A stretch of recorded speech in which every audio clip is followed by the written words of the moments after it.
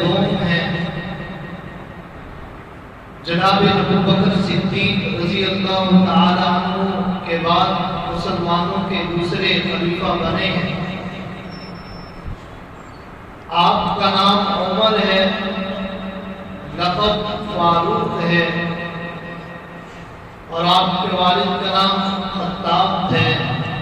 اور آپ کی والدہ کا نام عتبہ ہے۔ نبوت کے اعلان نبوت کے 6 سال آپ اسلام لائے، اور آپ سے پہلے 45 یا 40 لوگ ایمان لا چکے تھے۔ جناب سیدنا عمر فاروق رضی اللہ تعالی عنہ بڑی ہی خصوصیات کے مالک تھے۔ ایسی مثالی شخصیت، ایسا مثالی کردار، ایسا مثالی انصاف انہوں نے اپنے دور حکومت میں کیا کہ جس کی مثال بعد میں آپ کو نہیں ملے گی۔ جناب سیدنا عمر فاروق رضی اللہ تعالیٰ عنہ کے فضائل کی بات کی جائے تو بہت ساری احادیث ان کے فضائل پر موجود ہیں۔ نبی اکرم صلی اللہ علیہ وسلم نے ارشاد فرمایا کہ لو کان نبی بعدی لکان عمر، یہ سب سے بڑی فضیلت ہے کہ اے لوگوں، نبوت تو میرے اوپر ختم ہو گئی، اگر میرے بعد نبوت کا سلسلہ چلتا تو وہ نبی عمر ہوتے۔ دوسرے موقع پر نبی اکرم صلی اللہ علیہ وسلم نے ارشاد فرمایا کہ اللہم جعل الحق علی لسان عمر وقلبی، کہ اللہ رب العزت نے عمر کی زبان اور دل پر حق کو جاری کر دیا۔ جناب سیدنا عمر فاروق رضی اللہ تعالیٰ عنہ کی زبان سے جو بات بھی نکلتی وہ حق ہے۔ اس فضیلت سے آپ اندازہ لگا لیجئے کہ یہ بات کرنے والے جناب رسول اللہ صلی اللہ علیہ وسلم ہیں کہ جن کی زبان مبارک سے بات نکلی ہوئی ہو اس میں شک و شبہ کی کوئی گنجائش ہی باقی نہیں رہتی۔ وہ زبان نبوت کہہ رہی ہے کہ اللہ رب العزت نے جناب عمر فاروق رضی اللہ تعالیٰ عنہ کی زبان اور دل پر حق جاری کر دیا، تو بعد میں آنے والے جتنا مرضی باقیدہ کرتے رہے، شور مچاتے رہے کہ جناب عمر فاروق نے دوسروں کو حصہ نہیں دیا، اہل بیت کو حصہ نہیں دیا، یہ فقط ان کا شور ہے۔ کیوں کہ ہم نے زبان نبوت پر اعتماد کرنا ہے۔ زبان نبوت کہتی ہے کہ اللہم جعل الحق علی لسان عمر وقلبی، کہ اللہ نے جناب عمر فاروق رضی اللہ تعالیٰ عنہ کی زبان پر بھی حق جاری کیا، ان کے دل پر بھی حق جاری کیا۔ ایسی بے مثال شخصیت کے مالک تھے، اور اللہ کی راہ میں خرچ کرنے والے،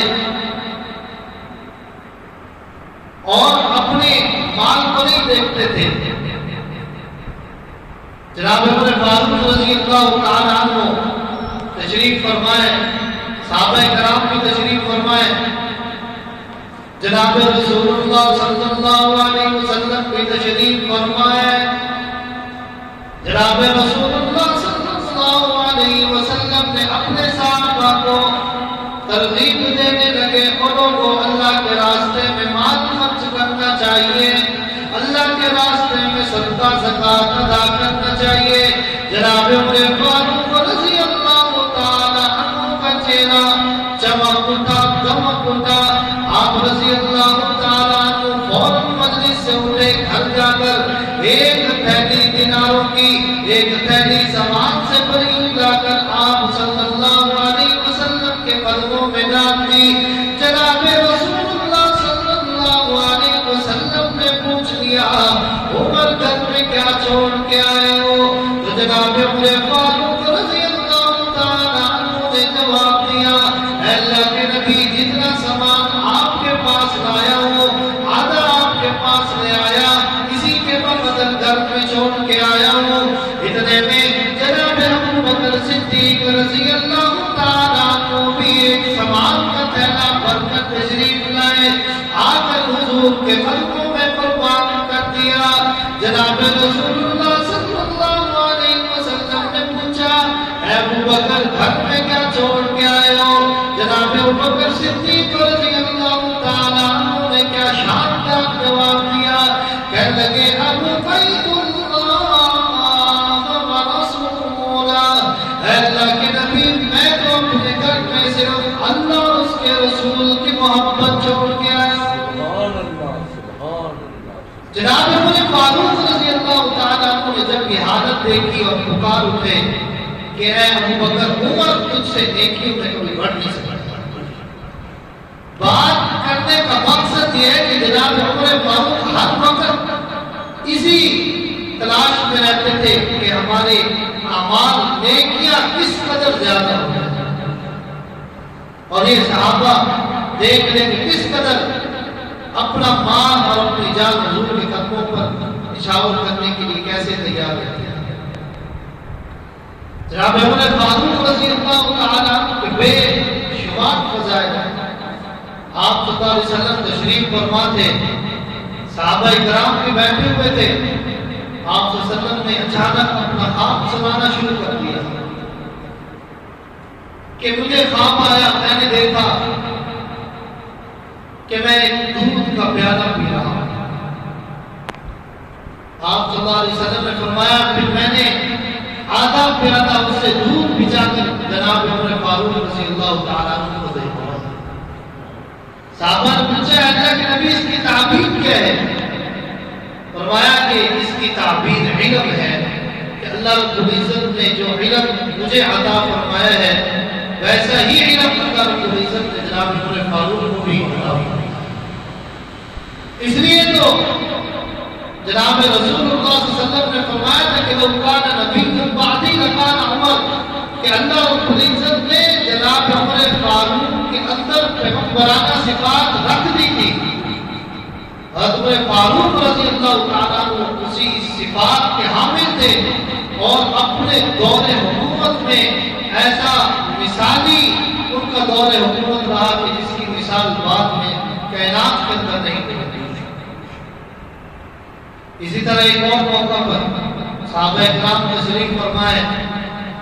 آپ صلی اللہ علیہ وسلم فرمانے لگے کہ میں جب معراج کی رات آسمانوں پر چلا گیا تو میں ایک محل کے سامنے سے گزر رہا تھا وہ محل مجھے بڑا خوبصورت نظر آیا میں نے پوچھا کہ کس کا محل ہے تو بتانے والے نے جناب جبرائیل امین نے بتایا کہ اللہ کے نبی آپ کے صحابی آپ کے وفادار آپ کے جانثار آپ کے حبدار آپ کے غلام جناب عمر فاروق رضی اللہ تعالیٰ عنہ کا محل ہے جناب رسول اللہ صلی اللہ علیہ وسلم فرمانے لگے کہ بڑا خوبصورت محل تھا عمر میرا دل ہوا کہ میں اندر جا کر دیکھ لوں اے عمر تیری غیرت مجھے تیری غیرت کا مجھے گوارا نہیں ہوا تیری غیرت کو دیکھ کر کہ میں اندر چلا جاؤں جناب عمر فاروق رضی اللہ تعالیٰ عنہ رو پڑے کہنے کہ اللہ کے نبی عمر کی غیرت آپ کے مقابلے میں کیا ہے آپ چلے بھی جاتے تو عمر کو کون سا نقصان ہو جاتا یعنی کہ زبان نبوت سے اتنی فضیلتیں ملی ہیں جناب عمر فاروق کہ ایک تو اللہ رب العزت نے ان کی زبان پر حق جاری کر دیا اور پھر خود آپ صلی اللہ علیہ وسلم فرما رہے ہیں کہ عمر میں نے تیرا محل جنت میں دیکھا ہے اس سے بڑھ کر کیا فضیلت ہے آج 1400 سال کے بعد لوگ جن کو پتہ بھی نہیں ہے کہ ہمارا کھانا بھی حلال ہے کہ نہیں ہے اور وہ جناب صحاب پیغمبر پر تان و تشریح کریں اور ان کے بارے میں گفتگو کریں ان کے بارے میں بحث کریں